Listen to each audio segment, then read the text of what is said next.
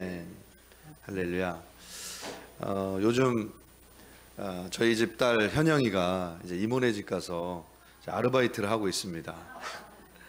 그래서 지난주에 한 3일 있다가 이제 송구 영신 예배 때문에 집에 왔는데 이모가 이제 맛있는 빵을 사가지고 와서 가족들이 다 먹으려고 딱 펼쳐놨어요. 그랬더니 이모가 이제 현영이한테 빵을 막 먹으려고 하는 현영이한테 이렇게 얘기하는 거예요. 현영아, 또 다이어트 한다며? 그러니까 현영이가 하는 말이, 다이어트는 1월 1일부터야. 사랑하는 성도님 여러분, 벌써 1월 2일이 지났습니다. 지나고 있습니다. 올 한 해 새롭게 결단하시는 모든 일들이 계획대로 주님 안에서 다 성취되실 수 있기를 주님의 이름으로 축복합니다. 이 항상 연말과 연초가 되면 마음이 굉장히 좀 분주하고 또 뭔가 새로워져야 된다는 그런 부담감이 있지 않나, 이런 생각이 듭니다. 그런데 사실 생각해 보면 시간이라는 거는 무 자르듯이 딱 자를 수 없는 게 사실 시간입니다. 내가 정리한다고 딱 끊어지는 것도 아니고, 새롭게 시작하고 싶다고 그래서 새롭게 이렇게 무 자르듯이 시작되는 게 아닙니다. 왜냐하면 시간은 연결되어 있는 흐름 속에 있기 때문에 옛 것을 정리하고 새 것을 시작한다는 이 결단이 그렇게 쉬운 일만은 아닙니다. 그래서 우리에게 이 시간을 다루는 지혜가 굉장히 필요한데요, 우리가 어떻게 이 시간을 다룰 수 있을까? 그 해답은 우리 하나님에게 있는 줄로 믿습니다. 시간을 지으신 분이 하나님이시고 시작하시고 마치시는 분도 하나님이시기 때문에 그 시간의 창조주에게 우리가 그 지혜를 배우고 능력을 얻을 때 이 시간을 우리가 잘 활용할 수 있는 줄로 믿습니다. 그래서 베드로후서 3장 8절에 보면 하나님께서 이 시간을 어떻게 다루시는지 놀라운 기록이 기록되어 있는데요, 사랑하는 자들아, 주께는 하루가 1000년 같고 1000년이 하루 같다는 이 한 가지를 잊지 말라. 하나님께서는 시간을 다루시는데 하루도 1000년처럼 사용하실 수 있고 1000년조차도 하루처럼 보내버리게 하실 수 있다는 사실을 성경은 말씀하고 있습니다. 그래서 우리가 시간을 사용하는 가장 복된 길은 우리의 시간을 하나님 앞에 맡겨드리는 것보다 더 지혜로운 일이 없다는 사실입니다. 우리가 하나님에게, 우리 인생을 하나님에게 맡겼을 때 우리의 인생을 1000년보다 더 의미 있게 사용하실 분이 우리 하나님이시고, 아무리 우리가 1000년과 같은 긴 인생을 우리가 허락받았다 할지라도 하나님 은혜가 아니면 하루보다도 못한 인생으로 전락하고 만다는 사실을 여러분 우리가 두렵고 떨리는 마음으로 받아들이실 수 있기를 축복합니다. 자, 그렇다면 하나님께서는 하나님께서 창조하신 이 하루하루를 어떻게 다루어 가실까? 오늘 이 말씀을 성경을 통해서 나누실 수 있길 기대합니다. 성경 말씀 속에는 하나님께서 얼마나 하루하루를 성실하게 일하시는지를 설명하고 계신데요, 예레미야 애가 3장에 보면 22절 23절에 하나님의 성실하심을 이렇게 묘사하고 있습니다. 여호와의 인자와 긍휼이 무궁하심으로 우리가 진멸되지 아니함이니이다. 이것들이 아침마다 새로우니 주의 성실하심이 크도소이다. 이걸 우리가 개역 성경으로 보니까 제 마음에 느낌이 좀 덜 오는데요, 새 번역으로 다시 읽어드리면 이렇게 되어 있습니다. 주님의 사랑과 긍휼이 아침마다 새롭고 주님의 신실하심이 크십니다. 주님의 사랑과 긍휼이 아침마다 새롭습니다. 즉 오늘 우리가 누리는 이 은혜는 어제의 은혜가 아니라는 겁니다. 어제의 사랑을 우리가 오늘 또 이어서 받는 게 아니라는 거예요. 오늘 우리가 받는 은혜는 어제와는 완전히 다른 사랑, 어제와는 완전히 다른 은혜, 어제와는 완전히 새로운 그 긍휼, 이걸 오늘 우리가 받아서 누리고 있다는 거예요. 오늘 여러분 하나님의 은혜를 놓치시지 마시고 날마다 부어주시는 하나님의 은혜를 누리실 수 있는 저와 여러분들 다 되시기를 주님의 이름으로 축복합니다. 오늘 우리가 읽은 에스라 1장의 말씀 속에는 하나님께서 어떻게 이 성실하신 하나님께서 새 일을 행하시는지, 또 이 말씀을 전하고 계신데요. 이 에스라서에는 그 이스라엘 유다 민족이 바벨론에 의해서 멸망당하고 이제 포로로 잡혀가서 70년 동안이나 종살이 하던 중에 듣게 되는 놀라운 소식에 대해서 기록을 하고 있습니다. 그러니까 BC 538년에 갑자기 발흥한 이 페르시아 제국이 바벨론을 멸망시켜 버립니다. 그렇게 강하던 바벨론, 예루살렘을 패망시켰던 그 바벨론이 하루아침에 페르시아라고 하는 작은 나라에 의해서 점령당하는 거예요.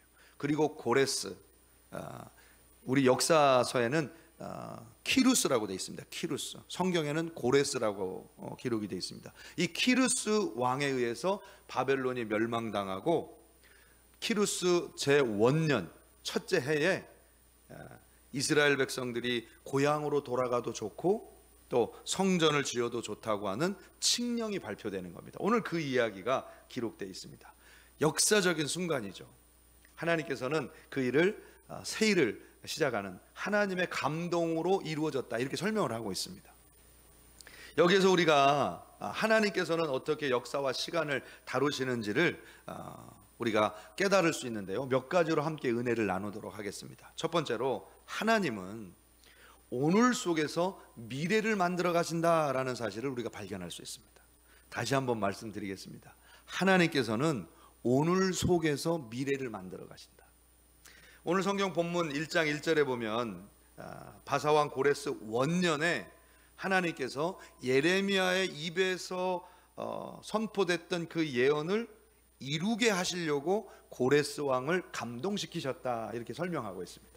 자, 오늘 공표된, 그러니까 당시 이 고레스 원년에 공포된 이 조서는 그날 그냥 공포된 게 아니라 예레미야의 입으로 예언된 것을 성취하는 그 성취로서 오늘 이렇게 공포됐다, 이렇게 설명하고 있는 거예요. 원래는 예레미야 25장에 보면 예레미야가 이 이야기를 예언합니다. 이스라엘 백성들이 멸망하기도 전에, 예루살렘이 완전히 패망하기도 전에 예레미야가 70년 동안이나 이스라엘 백성들이 종노릇하고 70년이 지나면 포로에서 귀환할 것이다 라고 하는 예언을 미리 해놨어요. 그 예언이 오늘 이루어졌다는 거예요. 오늘 하나님께서 그 일을 이루셨다는 겁니다. 자, 사랑하는 성도님 여러분, 이 일을 우리가 어떻게 이해해야 되느냐, 이렇게 이해할 수 있다는 겁니다. 하나님은 미래의 일을 진행하기 위해서 미래까지 기다리시는 분이 아니라는 거예요. 미래의 일을 계획하시고 성취시키는 하나님은 그 미래의 일을 오늘부터 시작하신다는 거예요. 오늘부터 하나님께서는 한 걸음 한 걸음 시작하시면서 미래의 일을 완성시켜 나가시는 거예요. 많은 성도님들은 이렇게 생각하십니다. 하나님께서 성실하다고 하시는데 하나님은 내 기도 아직까지 안 들어주셨습니다. 하나님이 성실하시다고 하는데 아직도 나는 이렇게 고난 속에 있습니다. 하나님 언제 일을 하시는 겁니까? 언제 내 기도에 응답해 주시는 겁니까? 이렇게 생각하시는 분이 있어요. 잘못 생각하시는 거예요. 하나님은 원래 기도하는 그 날부터 하나님은 일하기 시작하신 겁니다. 그리고 미래에 완성시키신다는 사실을 기억하셔야 돼요. 제가 이제 유학 준비를 하면서 이제 처갓집에서 미국 학교 입학 허가서를 이제 기다리던 때가 있었습니다. 근데 그때 저희 장인어른께서 이제 목회를 하셨기 때문에 제가 이제 목회를 좀 도와드렸어요. 새벽 운행을 제가 도와드리면서 기도하고 기다리고 있었습니다.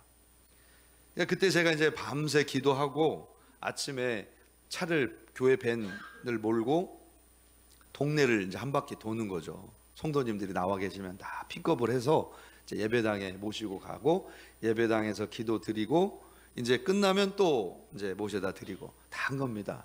다 했습니다. 할렐루야. 자, 그런데 그 이제 운전대를 잡고 제가 이제 입학 허가서를 기다리고 있는데 그 뭐 기도가 뭐겠어요?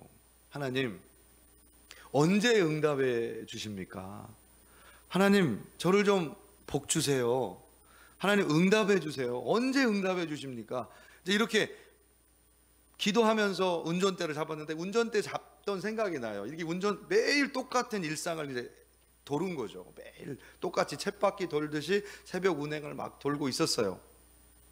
근데 어느 날 갑자기 그 권사님 한 분이 매일 늦게 내리시는, 맨 나중에 내리시는 권사님 한 분이 저한테 내리시면서 얘기하시는 거예요. 내리시면서 뭐라고 얘기하시냐면, 목사님, 제가 꿈을 꿨는데요, 목사님이 암행어사처럼 의관을 정제하시고 무슨 두루마리를 들고 계시대요. 그리고 내리는 거예요.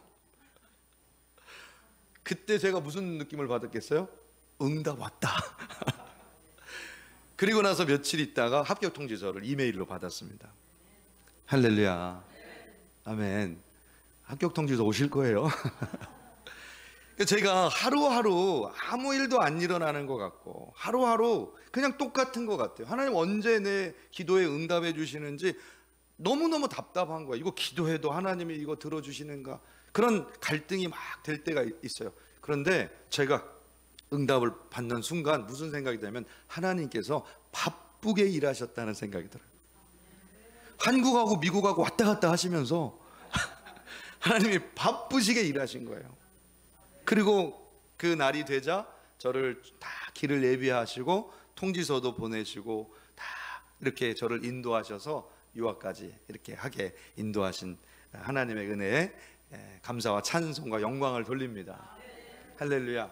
사랑하는 성도님 여러분, 기억하셔야 돼요. 시간은 매일매일이 연결되어 있는 거예요. 미래도 오늘 속에서 진행되고 있는 거예요. 오늘 시간을 하나님 앞에 최선을 다해서 헌신하시고 충성하실 때 하나님께서 다 기억하시고 응답하실 줄로 믿습니다. 여러분, 하나님 앞에 쌓는 것이 그렇게 중요한 거예요. 여러분, 하나님과의 관계에서 우리가 무엇을 쌓아야 될까요? 무엇을? 하루하루 우리는 무엇을 쌓아야 될까요? 하나님께서 오늘 본문 속에서 고레스 왕을 통해서 유다 포로민들이 고향으로 돌아가서 해야 될 일을 지정해 주셨습니다. 성전을 건축하라. 왜 하나님이 유다 포로 귀환민들에게 하고 많은 일들 중에서 할 일들이 얼마나 많은데 성전을 지으라는 유일무이한 명령을 주셨을까요? 유다 포로 귀환민들이 가장 사모했던 일이었기 때문에 그래요. 여러분 잘 생각해 보세요. 70년 동안 유다 포로 귀환민들은 하나님이 제사하라고 하는 명령서만 가지고 있어요. 율법만 가지고 있어요. 눈에 보이던 제사할 수 있는 성전은 다 무너졌어요. 레위인들도 다 흩어졌어요. 제사장들 다 죽었습니다. 아주 최소 인원들, 어디 갔는지도 모르는 사람들, 레위인과 제사장들 찾기도 어려운 상황 속에 있어요. 제사 드릴 수가 없어요. 옛날에 하늘에서 불이 떨어지던 제사, 역사 속에서나 기억하고 어른들의 기억 속에서나 남아있는 거지, 어떻게 제사 드리는지도 다 잊어버렸습니다. 언어조차도 잃어버렸어요. 가지고 있는 거는 율법서, 몇몇 사람들이 가지고 있는 율법서밖에 없어요. 그냥 상상 속에서만 제사 드릴 뿐이지 제사 드릴 수 없어요. 그 70년 동안 오매불만 기도했던 건 뭐냐? 하나님, 예배 드리게 해주세요. 제대로 예배 드리게 해주세요. 말씀대로 예배 드리게 해주세요. 이게 70년 동안이나 포로민들의 사모함이었어요. 간절함이었어요. 70년을 하나님이 간절하게 기도하게 만드신 거예요. 그리고 그 일을 성취시켜 주신 거예요. 사랑하는 성도님 여러분, 하루하루 제사에 대한 소망함과 갈망함이 70년 동안 모아져서 세워진 성전, 그게 수룹바벨 성전 제2성전인 거예요. 여러분, 이들에게 성전이 있었을 때는 이들이 예배를 만홀히 여겼습니다. 성전 제단에다가 이 이방 신상들을 세워놓고 우상 제단을 세워놓고 더러운 제물들을 갖다 바치면서 혼합 종교와 우상 숭배를 마다하지 않고 만홀히 여기면서 제사를 드렸어요. 그러다가 이들이 성전이 다 파괴된 이후에 포로 귀환민들이 돌아와서 말씀을 회복하고 제사를 회복할 때 이들이 첫 초막절 예배를 드리던 순간이 성경에 기록되어 있습니다. 에스라 6장 19절과 느헤미야 8장에 동일하게 이 장면이 기록되어 있는데, 포로 귀환민들이 예루살렘에 돌아와서 최초로 드렸던 초막절 예배의 그 예배 순간에 대해서 느헤미야서에 자세히 기록되어 있어요. 8장 17절 말씀. 사로잡혔다가 돌아온 회중이 다 초막을 짓고 그 안에서 거하니 눈의 아들 여호수아 때로부터, 그러니까 여호수아서 시대 이후로 여호수아 때로부터 그날까지 이스라엘 자손이 이같이 행한 일이 없었으므로 크게 기뻐하였다. 여호수아 때부터 지금까지 이렇게 초막절 예배를 드려본 적이 없었다. 이렇게 기록하고 있습니다. 여러분, 어떻게 이렇게 예배 드릴 수 있었느냐? 70년을 기다려서 드린 초막절이에요. 사모함이 응집돼서 드려졌던 예배예요. 오늘 여러분, 우리가 하나님 앞에 어떻게 무엇을 쌓아야 하는가? 하나님 앞에 진정한 사모함으로 예배 드리는 예배의 제단을 쌓으실 수 있기를 주님의 이름으로 축복합니다.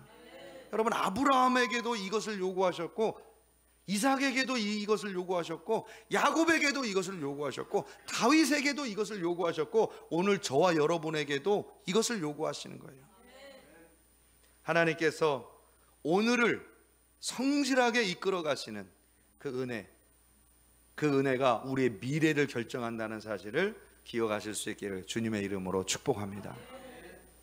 두 번째로, 하나님은 과거 속에 미래의 은혜를 새겨 놓으시고 발견하게 하신다라는 사실을 우리가 발견할 수가 있습니다. 과거는 우리가 기억하지 못하는 것들이 굉장히 많습니다. 왜? 흘러가 버렸기 때문에. 그런데 여러분, 과거는 사실 우리가 깨닫지 못한 수많은 하나님의 은혜가 묻혀져 있는 시간들입니다. 과거에 우리는 하나님의 은혜를 다 헤아리지 못하고 그냥 넘어갔어요. 그런데 하나님은 그냥 흘려보내는 거 아십니다. 무한한 은혜를 날마다 부어주셨는데 우리는 그걸 다 흘려보냈단 말이에요. 깨닫지도 못해요. 그게 은혜인지도. 그리고 흘려보냈어요. 근데 하나님은 그러면 흘려보내게 그냥 가만히 내버려 두셨느냐? 아니에요. 하나님은 우리가 흘려보내는 거 다 아시고 그날에 내가 어떻게 은혜 줬는지를 나중에 우리가 발견할 수 있도록 다 새겨 놓으십니다. 다 새겨 놓으셔요. 그걸 어떻게 할 수 있느냐? 오늘 성경 말씀 7절과 8절 말씀에 보면 이상한 일이 하나 기록이 돼 있어요. 고레스 왕이 포로 귀환민들을 예루살렘에 돌아가도록 명령을 해준 이후에 이상한 명령을 하나 더 명령합니다. 고레스 왕이 또 여호와의 성전 그릇을 꺼내니 옛적에 느부갓네살이 예루살렘에서 옮겨다가 자기 신들의 신당에 두었던 것이라. 바사왕 고레스가 창고지기 미드르닷에게 명령하여 그 그릇들을 꺼내어 세어서 유다 총독 세스바살에게 넘겨줬다. 그러니까 고레스 왕이 갑자기 칙령을 발표하고 성전을 지으라고 공표한 다음에 창고를 열고 느부갓네살이 예전에 예루살렘의 성전에서 다 빼앗아 왔던 성전 기물을 다 돌려주는 장면이 기록되어 있다는 거예요. 사랑하는 성도님 여러분, 이게 무슨 일이냐? 이스라엘 백성들이 70년 전에 바벨론에 의해서 성전이 파괴될 때 이스라엘 백성들은 이렇게 생각했습니다. 하나님이 우리 버리셨구나. 성전을 다 파괴시키시고 우리를 너무 정말 경멸하시고 저주하시고 우리를 다 이방인에게 멸망받도록 우리를 버리셨구나. 우리에게 희망이 없구나. 이렇게 생각하고 포로로 잡혀온 거예요. 그리고 70년을 보낸 겁니다. 자, 그런데 하나님은 그 느부갓네살이 성전의 기물을 노략질할 때 하나님의 은혜가 그 속에 임하셔서 그 성전 기물이 하나도 상하지 않고 느부갓네살의 곳간에 그대로 보존되게 만드셨다는 거예요. 그리고 70년 만에 돌아오는 포로 귀환민들에게 그 성전 기물을 가지고 돌아가서 성전 제사를 다시 드릴 수 있도록 은혜 베푸셨다는 거예요. 사랑하는 성도님 여러분, 하나님은 징계의 채찍을 드셨을 때라도 그 속에 뭘 새겨 놓으시느냐? 나중에 우리가 발견할 수 있도록 사랑을 새겨 놓으신다. 은혜의 흔적을 새겨 놓으신다고요. 제가 집사람과 이제 연애할 때 얘기입니다. 그 연애할 때 영화를 보러 딱 갔어요. 지금도 기억나는 게 그 영화 제목은 편지라는 영화예요. 전도연 씨가 그때 주연이었는데 기억납니다. 잘. 근데 그 내용이 이런 거예요. 남녀가 둘이 사랑을 하는데 이제 남자가 먼저 죽는 겁니다. 병에 걸려서. 근데 이 남자가 그걸 알고 미리, 그러니까 영화의 시점에서는 과거에 편지를 다 써놔요. 그리고 그거를 영화의 시점에 오늘에 매일매일 새롭게 편지를 받도록 세팅을 해놓은 겁니다. 이해 가시죠? 네. 그러니까 이 남편이 죽은 이 여자 주인공은 영문도 모르고 남편이 죽었는데 매일매일 새로운 사랑의 고백 편지를 매일매일 받는 거예요. 남편으로부터. 저는 이 영화를 보고 얼마나 사랑의 그 진리와 그 감동을 받았는지 펑펑 울었는데 저희 집사람은 안 울더라고요. 그래가지고 제가 이 여자가 날 사랑하나? 오늘 억지로 나왔나? 이런 생각이 좀 들었어요. 근데 결국 저랑 결혼을 하더라고요. 자, 제가 무슨 얘기를 드리려고 그러냐면 하나님의 사랑이 이와 같다는 거예요. 과거부터 하나님께서는 모든 것을 예비하시고 우리가 깨닫는 그 시점에서 발견해서 감격할 수 있도록 과거의 미래의 은혜를 다 새겨 놓으셨다는 거예요. 제가 예수님 믿고 변화되고 나니까 하나님이 그때부터 나를 사랑하시고 인도하시고 역사하셨다는 그 하나님의 은혜가 나중에서야 깨달아지는 거예요. 그래서 그 사람을 만나게 하셨구나. 그래서 그때 그 일이 있었구나. 그때 그 사건이 그래서 이렇게 결론이 났었구나. 하나님이 다 새겨놓으신 사랑이에요. 할렐루야. 제가 우리 한만종 권사님 만난 것도 다 새겨놓으신 은혜. 정 권사님 만난 것도 다 하나님 새겨놓으신 은혜. 다 은혜인 거예요. 이 은혜를 날마다 발견해 가실 수 있기를 주님의 이름으로 축복합니다. 세 번째로 하나님은 오늘의 탄식 속에 미래의 영광을 담아 놓으셨다는 사실을 발견할 수 있습니다.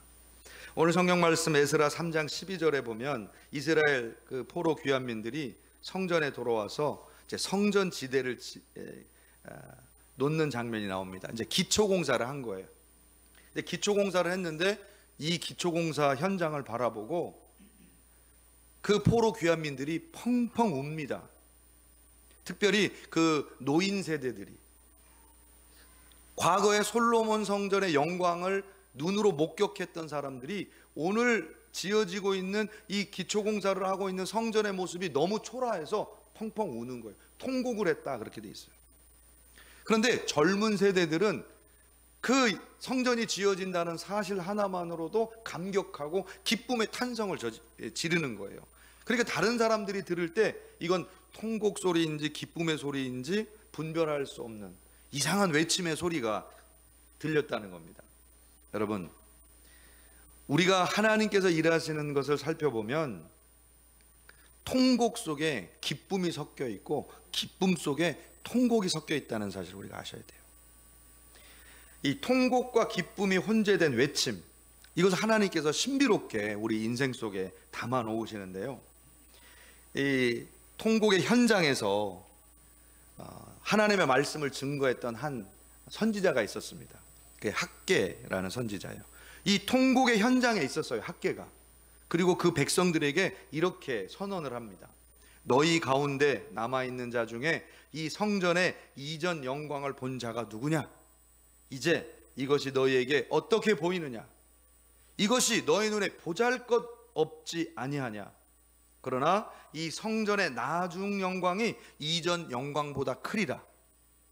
내가 이곳에 평강을 두리라. 이렇게 선언을 한 거예요. 사랑하는 성도님 여러분, 학개 선지자가 이스라엘 백성들에게, 절망하고 있는 이스라엘 백성들에게 이것이 너무나 미약해 보인다 할지라도 여기에 하나님의 더 크신 영광이 임할 것이다. 왜냐하면 내가 너에게 평강을 줄 것이기 때문이다. 이렇게 예언한 거예요. 사랑하는 성도님 여러분, 이들이 부르짖는 그 고난 속에 하나님이 이 고난을 들으신 이후에 누구를 보내주셨느냐? 평강의 왕이라는 예수님을 보내주시는 거예요. 여러분, 왜 성전이 영광스럽느냐? 예수 그리스도가 임하시기 때문에 영광스러운 거예요. 가장 영광스러운 성전은 금을 발라놓은 성전이 아니라 예수님께서 계시되고 예수님께서 영광 받으시는 성전이 가장 영화로운 성전이라는 거예요. 그래서 오늘날 우리에게 예수 그리스도께서 임재하셨다는 사실이 가장 영광스러운 성전을 우리가 누리고 있다는 겁니다. 할렐루야. 여러분, 오늘 우리 모습에서 절망하시는 분들 계시죠? 너무나 고통스럽습니다. 너무 힘듭니다. 왜 이렇게 하나님 탄식을 거두어 주시지 않습니까? 너무 어렵습니다. 이렇게 탄식하는 분들이 있을 줄로 압니다. 그런데 하나님은 그 탄식하는 그 성도의 탄식 위에 평강이신 예수님을 주십니다. 그래서 그 탄식하는 자에게 기쁨의 외침이 있게 만들어 주시는 거예요. 성도님들, 많은 성도님들이 기적을 좋아하세요. 그래서 모세가 홍해바다를 가른 기적을 대단하다고 생각합니다. 모세같이 우리 쓰임 받아야 된다고 얘기를 하죠. 자, 그런데 여러분, 모세가 홍해바다를 가르는 그 기적 이면에 그 어머니 요게벳의 탄식이 있었다는 사실 아세요?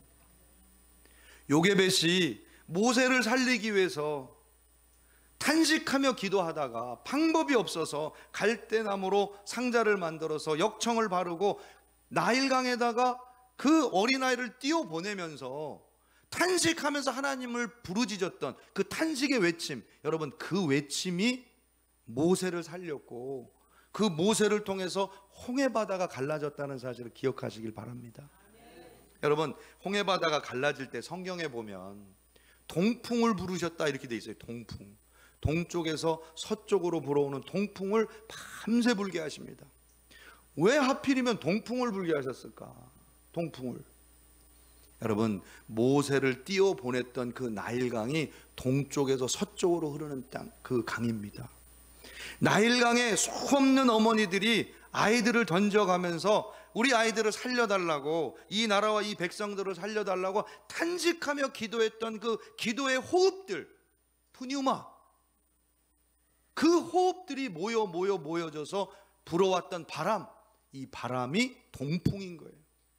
그 동풍이 홍해바다를 가르고 이스라엘 백성들을 구원하는 놀라운 역사를 이루었다는 사실을 기억하시기 바랍니다. 오늘 사랑하는 성도님 여러분, 오늘 우리의 탄식 속에 이 나라와 민족의 구원이 있는 줄로 믿습니다. 오늘 우리의 탄식의 기도 속에 교회가 달려있는 줄로 믿습니다. 여러분의 영혼과 우리의 가정들의 미래가 달려있는 줄로 믿습니다. 이 기도가 날마다 드려지실 수 있기를 주님의 이름으로 축복합니다. 기도하겠습니다. 전능하신 아버지 하나님, 오늘도 저희를 불쌍히 여기시고 날마다 새로운 은혜로 사랑과 긍휼로 저희를 만족해 하심을 감사드립니다. 오늘도 성령께서 임하여 주셔서 매일매일의 삶 속에 하나님의 미래를 보게 하시고 하나님의 은혜 속에서 영광을 보게 하여 주시옵소서. 예수님의 이름으로 간절히 기도드렸사옵나이다. 아멘.